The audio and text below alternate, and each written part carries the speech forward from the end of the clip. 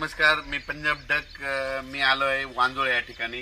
हे वांजोळ्याचं पुनर्वसन तालुका मंठ आहे. तर काल म्हणजे 14 जूनला या ठिकाणी दुपारी 2 वाजता या मंदिराच्या कळसावर वीज पडलेली आहे. तर पाहू शकता हे मंदिराचा कळस आहे.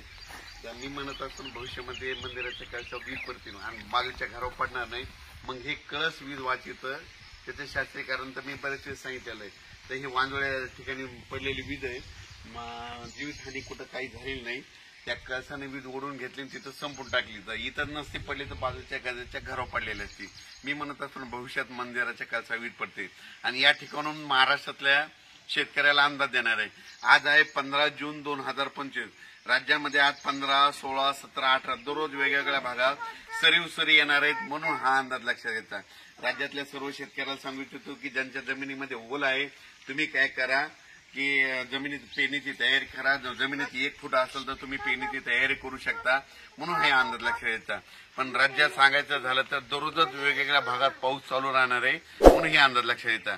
सरीव सरी चालू राहणार आहे. म्हणून सर्व शेतकऱ्यांनी सर्वदूर एखाद्या पाऊस पडणार नाही, पण भाग बदलत बऱ्याच ठिकाणी पाऊस चालूच राहणार आहे. म्हणून हा अंदाज लक्षात घ्यायचा. पूर्व विदर्भ, पश्चिम विदर्भ, दक्षिण महाराष्ट्र, उत्तर महाराष्ट्र, कोकणपट्टी, खानदेश, मराठवाडा या सगळ्या भागामध्ये वेगवेगळ्या भागामध्ये दररोजच पाऊस आहे. एकदम पाऊस काय उघडणार नाही, त्याच्यामुळे काही चिंता करायची गरज नाही. म्हणून पेरलेला देखील तुमचा उगवणारच आहे. म्हणून हा अंदाज लक्षात घ्यायचा.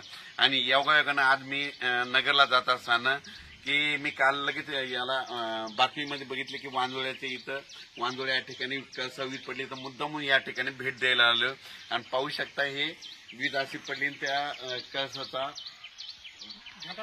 झेंडा याचा दुसरा देखील व्हिडिओ त्याचा जे ध्वज होता याच्यावर लावले मंदिरावर जे ध्वज लावलेला होता ते देखील जळाला पाहू शकता. आणि अशी या ठिकाणी प्रशासनाने याची खूप शेतकऱ्यांचे फोन येले तर पेरणी करावं का नाही. तर मी सर्व शेतकऱ्याला सांगू इच्छितो शेतात कुदळ घेऊन जा. जमिनीमध्ये 1 फूट असेल तर तुम्ही पेरल्याच्या नंतर उगवतात म्हणून हे तुम्ही तुमचा निर्णय घ्या.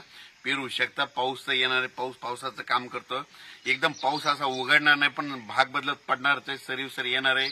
म्हणून हा अंदाज लक्षात घ्यायचा. अचानक वातावरणात बदल झाला तर उद्या एक लगेच मिश्र दिला जाईल. धन्यवाद. परत एक माझी सर्व शेतकऱ्याला विनंती की आता जे म्हणजे आज 15 जून पासून जे पाऊस पडणार आहे तर त्याच्यामध्ये विजेचं प्रमाण जास्त असणार आहे, वारं सुटणार आहे.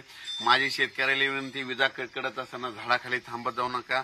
आंब्याच्या झाडाखाली थांबत जाऊ नका. लिंबाच्या झाडाखाली थांबत जाऊ नका. नारळाच्या उंच झाडाखाली थांबत जाऊ नका. पाण्याच्या टाकीखाली थांबत जाऊ नका. मोबाईल टॉवरला हात लावून उभा राहू नका. लोखंडी पोलच्या बाजूला उभा राहू नका.